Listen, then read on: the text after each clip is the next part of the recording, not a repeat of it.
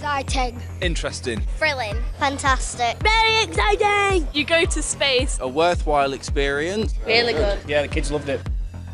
Tetrastar Spaceport is a journey into space. It's a really unique experience. It takes inspiration from things like immersive theatre, theme parks, video games, and combines that all together. We lead our guests to think that they're going on an orbital cruise around Earth on a holiday. But then something happens, We go on a cruise around planet Earth that goes a little bit wrong, which means we get whisked away on an adventure. and we end up taking a trip to planet Mars. What actually happens is you end up on Mars, which is far more exciting. Then all of a sudden, you're being shipped off to Mars. To go into another world, it felt real. It was so much better than what I expected. Amazing. Exciting. Definitely go. 100% go. It's really fun. I'm Paul Mowbray, Director of NSC Creative. I'm Aaron Bradbury and I'm Creative Director on Tetrastar Spaceport. NSC Creative is an immersive storytelling studio. We're based here at the National Space Centre. We work for theme parks and we make full dome shows. Planetarium shows, virtual reality, and we also make exhibitions like Tetrastar. I'm Neil Shorrock. I get to look after all the visitors and all the staff here at the National Space Centre. Although we want people to learn about science and get involved and feel part of that curiosity about the whole universe, if you do that in a dry way, I don't think it benefits anybody. We're all about storytelling and immersion, so putting people into a space, taking people on journeys to all kinds of interesting places that they wouldn't be able to go to normally. It's important for the Space Centres to have something like Tetrastar Spaceport to complement everything else that we do. But what this allows our visitors to do is to actually experience what it's like to go on a space mission. Giving people an experience they can't replicate at home is something really primal, I think, in making memories for people. I'm Charlie. I'm Head of Education and Space Communications here at the National Space Centre. I think it's really important that everything we do has an educational basis on it. So this particular attraction is based on the curriculum. We have links with English, with maths, with science. Although I think it's really educational, I think the immersive part of it is probably the most important thing because I think it inspires the kids. So before Tetrastar Spaceport, there was Tranquility Base. We were very lucky to develop our first moon base station.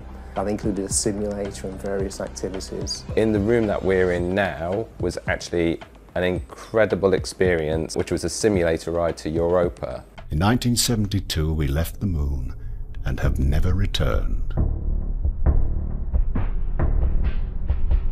Now the National Space Centre is taking you back and beyond. Our simulator actually was second-hand. It came from an RAF base. And it threw you about quite violently. I'm not sure it would pass risk assessment now, but I do remember coming off it and having bruised knees. We had to install some foam padding on the sides of it because people got so many bruises, including the lucky people that tested it at first. But it was very exciting and I kind of miss it a little bit. Human spaceflight, are you made of the right stuff? But we've created something which I think is more exciting and does more things than what that experience did do. The brief for this project was quite challenging. We had to meet two different audience groups. We had to make it work for the general public, families who visit the Space Centre, and we also had to make it work for the school groups who come to us in the week. We had to make sure that the experience could function on a busy day and have a throughput of 1,400 people. We had a very specific footprint available, about 300 metres square, that we had to fit everything into. Within that limited footprint, we really wanted to make people feel like they were going on a journey. And so we used squash and stretch, changing the orientation and disorientating people so they're not quite sure where they are at any one time. So they'll open one door and they'll be in a futuristic departure lounge, and then the next minute they're walking out onto a Mars base. It's really important to us that space is available for everybody. So we were very keen from the outset to make sure that it was not just accessible, but very accessible to anyone that can come in. We really need to make sure that we didn't create any physical barriers for anyone, so everything is wheelchair accessible. We also worked with autistic groups to make sure that we could develop sensory environments where the lighting or the audio could be controlled. We tried to make it as flexible as possible to make sure that everyone's getting the most out of the experience. There were lots of destinations for us to choose from for the mission. It was completely open. So we looked at things like the Moon, Europa, one of Jupiter's icy moons, but we finally settled on Mars. Visitors have a hunger to learn about Mars. Obviously it's in the news a lot. It's one of the most common questions that are asked in the Space Centre. Are we going to go to Mars? What's it going to be like when we're there? It's where humans are going to go eventually soon, and so we felt it would give this kind of real tangible experience of something that, you know, our young visitors actually might get to do and experience one day as those first people going to Mars. So that was a real kind of hot destination that we wanted to include.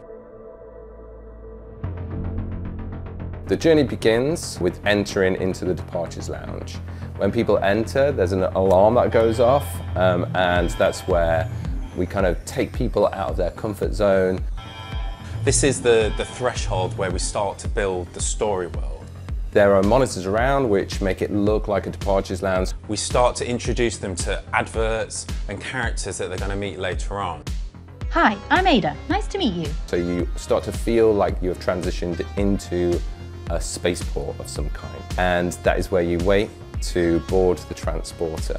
The transporter arrives and you are greeted by Skylar. My name is Skylar King. My name is Skylar King. I work for Tetrastar Spaceport. So if you come as a family to take part in the Tetrastar Space mission, you will meet Skylar King, who is your galactic host and will take you on a flight, hopefully around to orbit planet Earth. I am a little bit of a tour guide exploring those amazing views that we are able to see on our orbital cruises. Skylar is our actor that takes you through the whole experience. They're a member of the team, but they stay within character the whole time to kind of maintain that illusion that they're in this story world. Kind of the Samwise Gamgee of the experience. Says the things that we know the audience wants to say, but they're a little afraid to do that because they're in a big group. You know what? It can be really, really intense. It's very scary. Generally, we all pull together and it works out okay. We begin the experience as if the transporter is making its way to a spaceship. The ground starts to rumble. It's like they're on some kind of futuristic monorail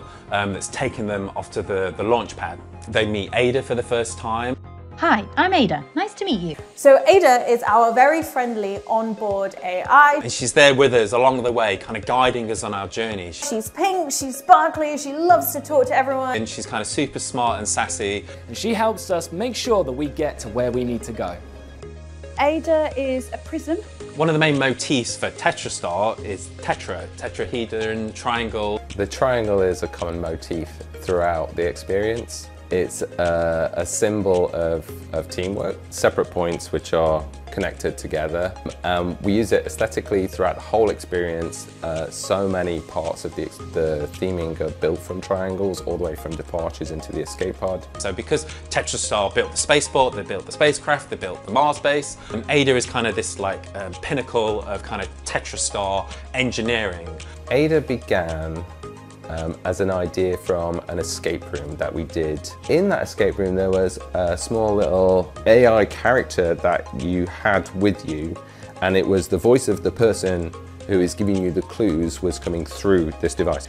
And I noticed how one of the people from Space Center was holding on to this character like he was protecting it, like it was his best friend. And there was a moment where the person was saying, you need to leave the character behind and you need to go into the final room, but he didn't want to. And it was this amazing little emotional connection that he made with that character during that experience that really struck me, and I thought that would be amazing to recreate. So whilst Ada is really cool and very futuristic, one thing about her is she cannot move by herself. So we need to get help from the visitors to help carry her from room to room. Without visitors, she wouldn't be able to come to Mars in the first place. And I think it's got something to do with the tactility of Ada, the fact that some of the kids and the grown-ups that go through the experience get to hold her. Really connects you with her emotionally. I think it's interesting how quickly people see Ada as a person, not as a thing. And I think that's a full testament to our creative team to make something that's you can empathise with and also be a friend too.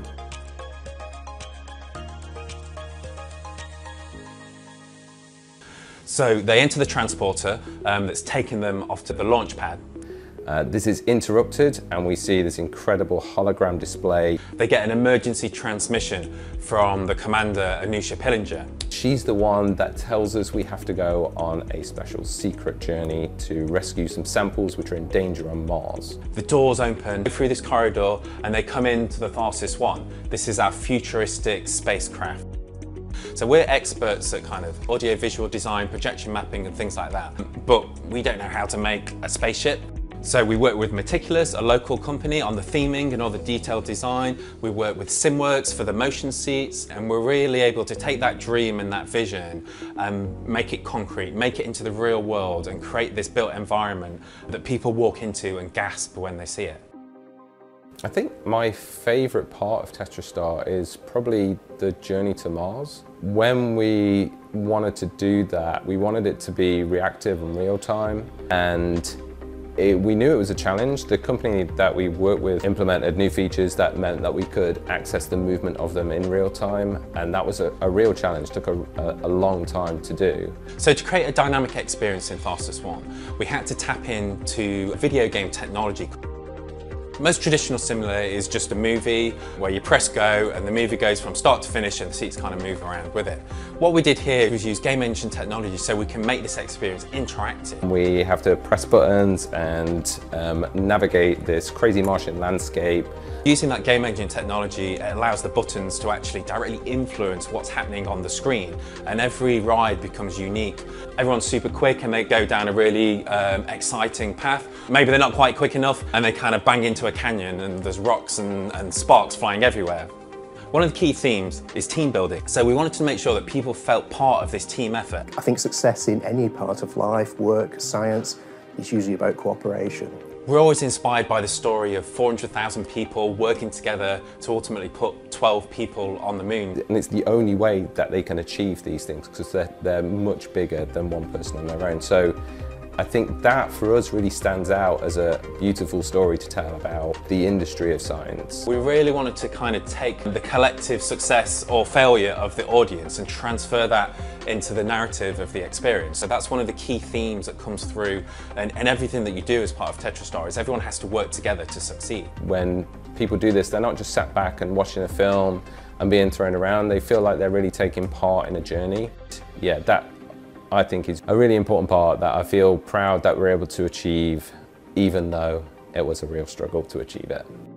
So we travel at warp speed, and there's a few crashes and tumbles along the way, and then we crash land onto Mars. Skylar opens the door and our audience walks into Mars base. And when they walk into here, they get to look out of the window, they can see a vista of Mars, they can see kind of other Mars bases off in the distance. I remember working with Charlie from the education team quite early on. With the public missions, they're very fun and they're exciting, but they're also quite quick. Feels a little bit like an escape room. With the schools, it's a little bit more immersive. They're in this space lab, which we're in right now, for about 40 minutes, conducting lots of tests and experiments. So they get the time to feel part of the environment, to understand it, to do more hands-on experiments, feeling like proper scientists, like they're doing proper work in here. So everyone's given a puzzle to solve to retrieve their specimen. The most important thing for us was to make sure it was really hands-on, just to make sure that the students weren't just looking at a computer screen, but they're actually part of the mission themselves. They were able to move things, to touch things, to try things,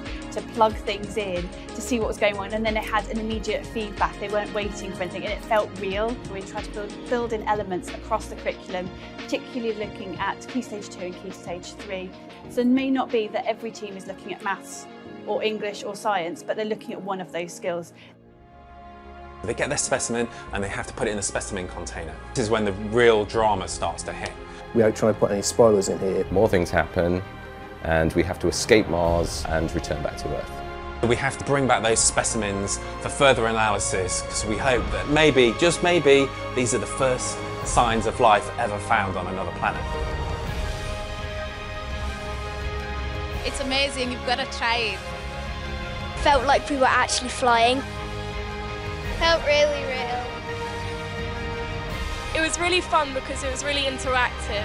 They've made it look real and engaging. I think my favourite part was going back to Earth, where we had to get the specimens out. When it was rumbling on the floor.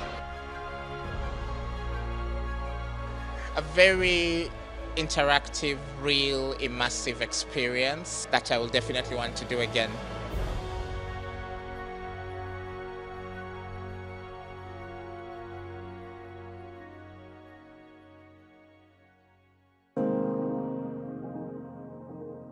Yeah, I loved working on Tetrastar, and like genuinely, I've worked on it for several years, and there have been so many lovely moments, seeing how people react to things, seeing how school kids come in and are running around like crazy, trying to do all the challenges that they do, seeing people react emotionally to it. My favourite moment is when a young family comes in and they've got maybe a 5-year-old and they sit back and they're a little bit scared, they're not quite sure what to expect. But then the spaceship blasts off, the stars go whizzing past and they see Mars for the first time and their eyes just light up and you can tell that they're not quite sure, is this real? Are we actually going to Mars? And they actually turn to their parent and they say, is this real? Another thing I think I'm particularly proud of is Ada, seeing how kids respond to it, even in the first room. They literally watch the first advert which has her in it and they know her name when they go into the next room. When they meet her, they shout, there's Ada, and they go and, like, right next to her, they want to hold her. Like that, I think we didn't expect kids to react that immediately to her, but they do. Those moments are just like really special. It's what we work for constantly, is to try and, you know, make people believe, to transport them, to really make them enjoy that moment, and it's incredibly rewarding. I've just got a lot of very fond memories of the project. It was a wonderful project to work on, as well as it doing wonderful things. As an education charity, we're lucky to get some sponsors and funding for this and grants that come through to us. But it is a huge commitment. You're taking away an object, an item that is proven, and you're investing in somebody's dream. But for the centre to invest, it's critical. We can't live on past achievements. You're only as good as the next item we can produce. I think our expectations for the next gallery are going to be even higher, and that's all down to the success of this gallery.